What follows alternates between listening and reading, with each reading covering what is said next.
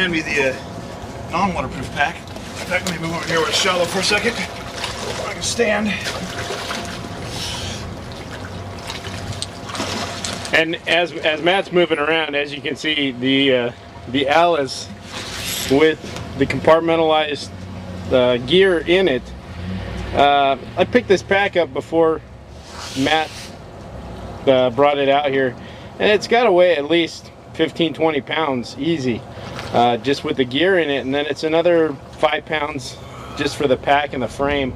So you're looking at about 25 pounds of weight just floating right there in the water, and on top of that, it was able to hold Matt up as he's floating around.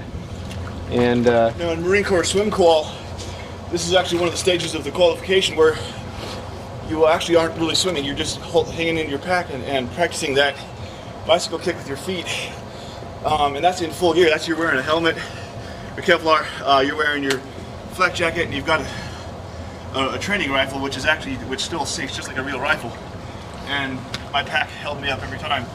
And I'm going to compare my waterproofed pack with one that I did not waterproof, and see how I'd rather have the waterproof one on instead of having to jettison this pack. So this pack right now is dry. You probably find that maybe a non-waterproof pack might still float for a bit, but once it starts sinking, it's going to be a significant amount of weight, and you're not going to want that on. That's another thing, though. The great thing about A.L.I.C.E packs is that they have these quick release straps that you can get free of gear that is dragging you down, or if it's hung up on something. But let me go ahead and see if I get this thing to sink. Okay, so it floats a little bit at first here, but I think it's not going to be long before it starts to get wet and weighed down. In fact, what I'll do is I can hear it bubbling already. See if I can get in the shallow water again here and try to speed up the process.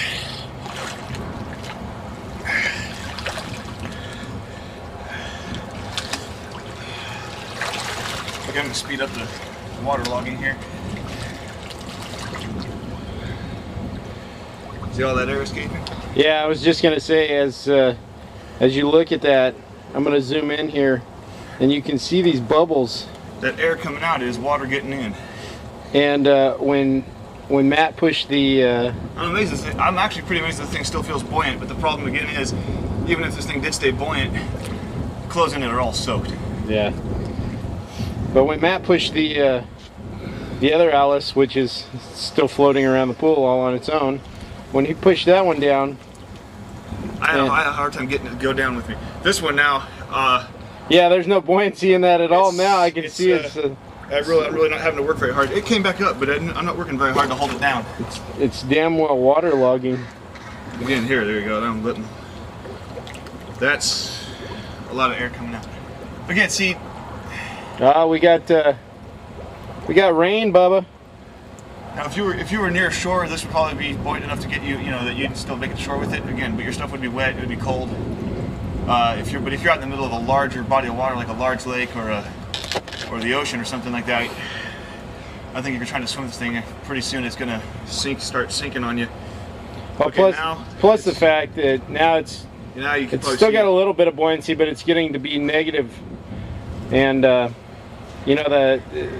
heavier your pack gets because it's retaining water, the harder it is to use it.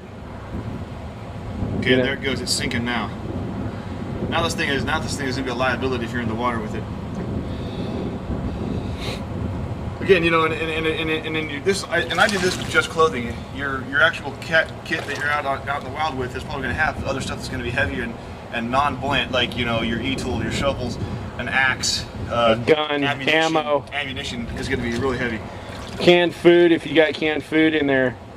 Well, dude, I can see the tension on the straps right there.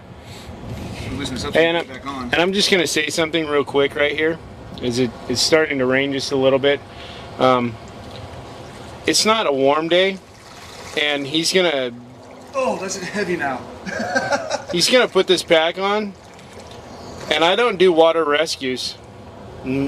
Not when I'm wearing. Unravel your lanyard. Yeah, I'm gonna do that. I'm gonna unravel my my Cobra braided lanyard to toss it into him while he's at the bottom of the pool, because I don't jump in on cold days, so he's on his own. So let's hope he makes it. Okay, so now I've got the small one on. It's waterlogged. It's probably heavier. It's a smaller A.L.I.C.E pack, but it's probably heavier now than my large A.L.I.C.E pack was fully loaded. I'm gonna go ahead and go into the deep end. Again, if you've got an A.L.I.C.E pack, or if you don't have an A.L.I.C.E pack and you're looking at getting one of the great things about them that, again, you do have this quick release little tab right here that will pop loose. So let me see how this feels when I get in the deeper water. Yeah, you better keep hold of those quick releases, because I'm serious. I'm not coming in after you. Yeah, luckily I'm a decent swimmer, but I can feel this thing pulling down on me a bit. And so if we got to the point where this thing was endangering my life and I wasn't going to be able to hold it up, I would definitely just reach down, grab this quick release, and there I am free of it. And there it goes to the bottom, slowly but surely. So again, if you're in a bigger body of water, and you know, try to maybe get shore with it as you can. But if you're not waterproofed, well, there goes your gear. And you know, this is a good thing to see right here. That A.L.I.C.E pack is headed to the bottom. If it's up there, it landed. It's on the bottom, and there sits the other A.L.I.C.E pack. Let's see if that one is. That's watertight, and it looks like, from looking at it from a distance, it looks like it's already starting to dry off. It is. Oh, it smells all April freshy because of the bags you packed. Can you smell that? Again, I can't even hold this thing down. I mean, I'm sitting on the darn thing and I'm getting tipped over. Now, if you guys notice, when Matt was holding the other A.L.I.C.E pack, which is down there at the bottom of the pool now, when he was holding the other A.L.I.C.E pack, this really is now lighter than that one was soaking wet. When he was holding it down under the water, you saw all that, all those air bubbles coming up from all the water rushing in. And when he held this one down just a second ago, there's no air bubbles rushing out from water rushing in. And again, I did press out as much of the air out of those bags as I could. So there's not much air in there, but the fact that water also doesn't get to come in and take the place of any air that might still be trapped in there. This thing really is a buoyant pack. So there you go. If you're going to be out in an area with a lot of lakes, rivers, and streams that there's a chance that you could fall in, I recommend compartmentalizing your waterproof bag so you don't have it all in one bag and get it compromised. Or if you're taking a boat trip and you're on the ocean, going across any of the sounds, like if you're up in Seattle and you're traveling and you happen to be backpacking, you know, if you're in those areas where you're going to be doing a lot of that stuff, hey, watch this. Did you get it? Nice retrieve. Thank you, sir. Yeah, if you're going to be in any of those areas, like Matt was talking about, with lakes, streams, rivers, around the ocean, if you're going to be doing anything on the water or near the water, you need to make sure that you make your pack as compartmentalized as possible. And we hope, we at N.S.S. hope that this video has helped you guys out in preparing for a long haul expedition or a short hike and preparing your gear. And Matt, you got anything to say? No. All right, so for Matt and myself and the rest of the instructors at New Survival Skills, we just want to say take care and take care of the wild.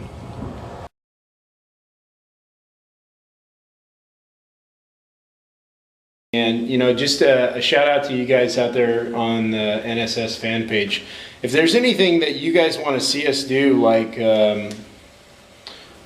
short of, well, I don't know. Is there anything we wouldn't do? There's a few. I'm not going to get injured just to demonstrate first aid. I might. Who else does that with bags like that? On cops, I saw a lot of drug dealers doing this with their rocks. there's pretty much nothing that we won't do. We won't act like jackasses and blow ourselves up if that's what you want to see. But there's a good chance we could blow somebody else up. Okay, you might want to edit out some of the dead time. He keeps telling me what I need to edit out. Like I'm not going to edit it out. I just want the world to know that Matt is a boxer brief kind of guy. Because he just showed the world his skivvies. Yeah, well, you know, they're clean. And in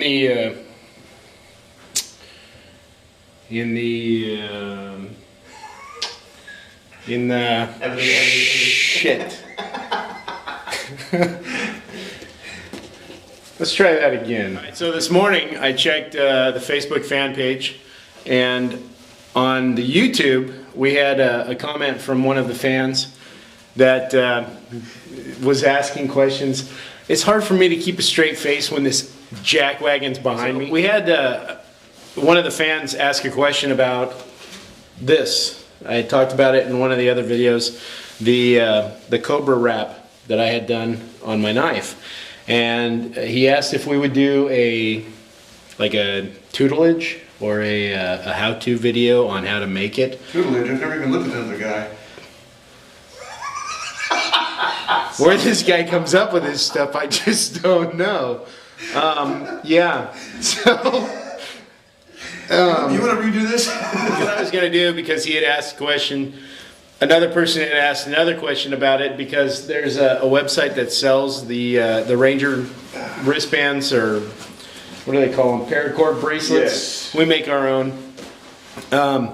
There's a website that sells them, and they have like all these testimonials of people saying that they had to use them in extreme emergency situations and peril. And I had put a comment on the video, or I had said in the video that we had to unravel that one to tie down a couch, and it took me what, like at least 30 or 40 minutes A while, yeah. to unravel. 20, 30 minutes. So In fact, the couch went out of style. yeah, it took so long. Exactly, the couch went out of style. So don't believe the bullcrap that you see out there on the web, that, you know, people saying that you'll be able to save a drowning child, like we said before. What did you say about the couch and the? Yeah, I was there. It did take a while to unravel the lanyard to tie down the couch. And sadly, we had to ignore a drowning child nearby because the cord was already being used to tie down the couch. So yeah. So condolences go out to that family. Sorry. But the couch survived. And that's what was important that day. We're bad people. Yeah.